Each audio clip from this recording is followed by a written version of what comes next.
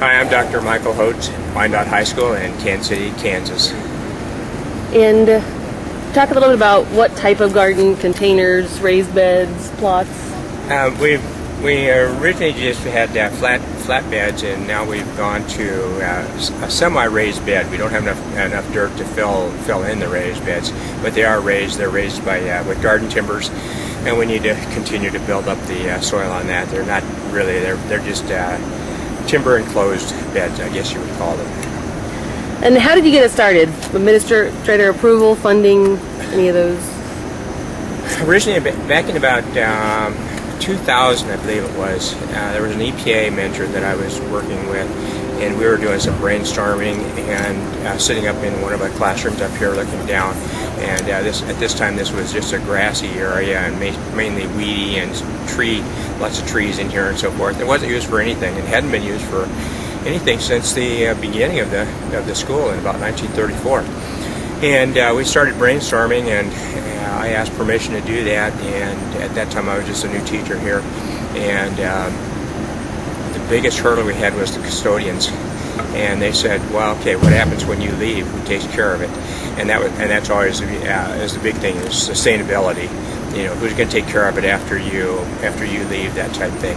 So that's what we've been trying to build into this whole thing now, is, you know, sustainability. If something happens to one of us, or we leave or whatever, then who continues it on from there. Administration-wise, they were in favor of all the time. Like I said, the custodial was about the biggest thing, because it was just going to be more work onto them. And so basically it turned out that it's less work on them, because they used to have to mow it and do those things. And so finally I said, leave it alone, we'll take care of it. And about 4 years after I'd been here 4 years, and they thought I was going to stay, then they said, okay, go ahead. From that, then I started it as class projects, and my class set up a small rose garden in the one area, and as kind of a challenge to the rest of the school as to, okay, what would you like to put in here? So we set it up as to what we thought would be appropriate for that and would look good in that area. And the kids designed it. They looked up, they researched the types of roses, the watering, anything that they wanted to put in there. They did that. They then checked the cost out of these things, and then at that time KU had mini grants, and so they applied for mini grants, and with that they had to do a short presentation to the grant awarders, and they came in and they had a PowerPoint presentation, I believe, and it ended up that all the students got their grants approved, and we started out with about $250, I think, is what we started out with, and kids then planted it and so forth, and then from there it just started to evolve. And originally they thought, okay, we would like to sell bricks to make the paths.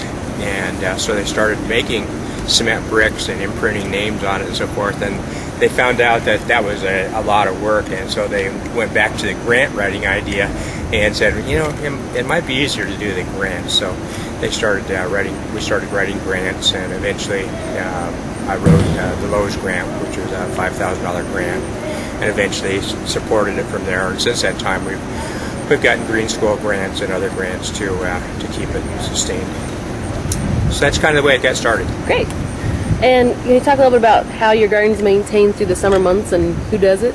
Maintained in the summertime, Miss Postlewait, Miss Joanne Postlewait, is the instructor that came. How long ago did you come, Joanne? 4 years ago? 5. 5 years. 5 years ago, and she was interested, and I was about burned out, and I said, okay, it's yours. And she's been doing it ever since that time, and is here probably almost every day during the summer, maintaining and doing that. And it with this size garden, it takes that kind of commitment to do that, because it gets out of hand real fast. Definitely. What benefits to the students in the school have you seen? Probably the one key thing that I've seen, it attaches kids to an area of the school. A lot of my graduates will come back and they'll say, well, how's the garden doing? You know, it's one of the first questions they'll come in, that they've worked in here. Originally they dug out part of the hill for the dirt and put things in. And so probably that one thing is just that connection with the school, and then having an area that they have some pride in, and then all the classrooms look down on it, and so they can see what's going on from there.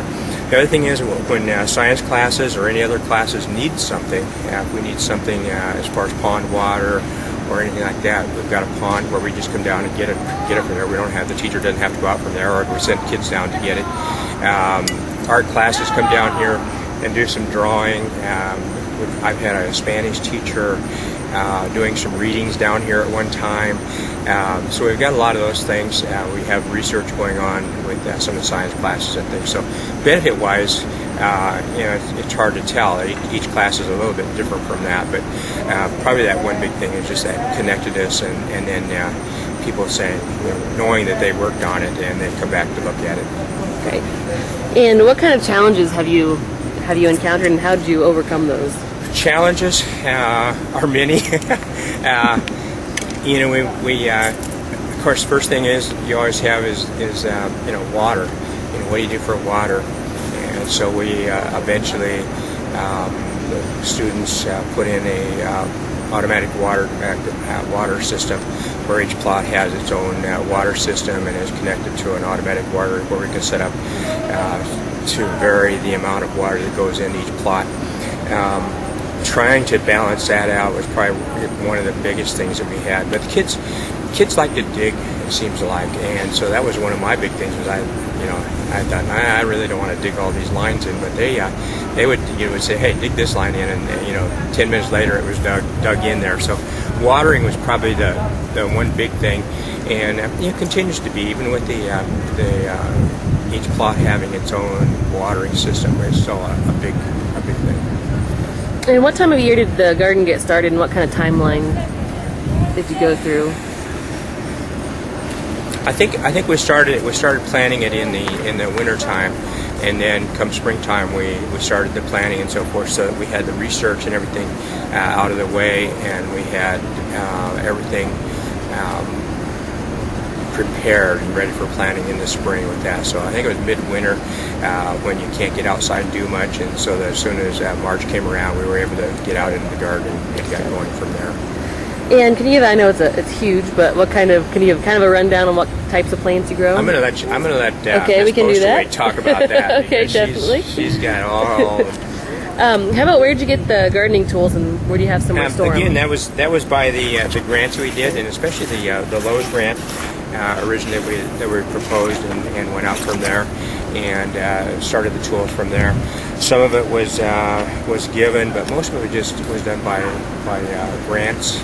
Some of it originally, like I said, we started out with a little bit of fundraisers, selling cement squares to people that wanted to do that. You can see through the garden there are a few of those still around, and that we did. That's a lot of hard work. So grant writing is hard too, but kids can do that, and I can do that.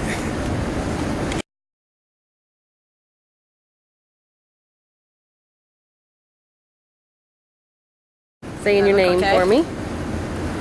Hi, I'm Joanne Postlewait, teacher here at Wyandotte High School, and I teach English as a second language. And what types of plants do you grow here in the garden? I know there's a whole bunch. What kind of a small both rundown? Vegetables and flowers, lots of both. I try to change the type of vegetables from year to year so the students can see how different vegetables grow. And the produce that we get from the vegetables, what little I eat, I'm just one person at my house, and so the students that help me get the rest of the produce. Sometimes the custodians if there's no students around or people in the office. And what do you do with the produce that comes out of your gardens? Like I said, the students that help me will take some They take home. it like home? today Oh, I we're see. pulling Okay. onions, and so the onions we'll share. I'll take a few, and the boys that are here are helping me will also take some. Okay. So And where do you get the seeds for the things that you grow? some of them this year I got from the Kansas City Community Gardens, or else I buy them myself. And what age of kids do you involve in the garden? What are they in charge of working on? Ninth grade through 12th grade, since this is a high school. And how do they work in the garden? Is that your question? Or what kind of are they in charge of? The weeding and watering whatever and I ask everything. them to do.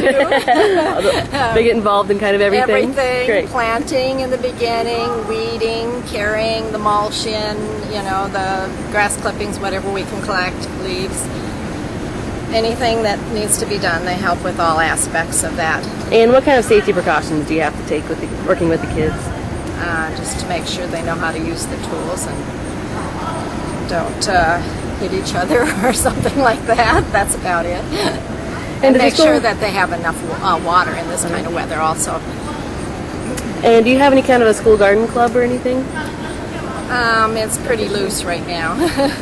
I'm thinking about working on that more, but there's a lot of paperwork involved, and I'm not sure I can handle any more paperwork. Do you use compost? What we can get. We're starting a new compost bin this year, and we've had the compost piles, but being there's so much to do, I don't keep on top of that as well as I could. And do you have any kind of a pest management? It's organic normally, yeah. Everything, for example, the Japanese beetle traps that I've got in the garden right now. And any other comments, advice, thoughts? We can always use more helpers, student helpers in particular. One of our main problems is how to get good topsoil, extra topsoil or compost in here, that if we could purchase some, that would be nice, but we have to carry it in by bags because there's no way to get a truck into the building. So that makes a lot of extra labor.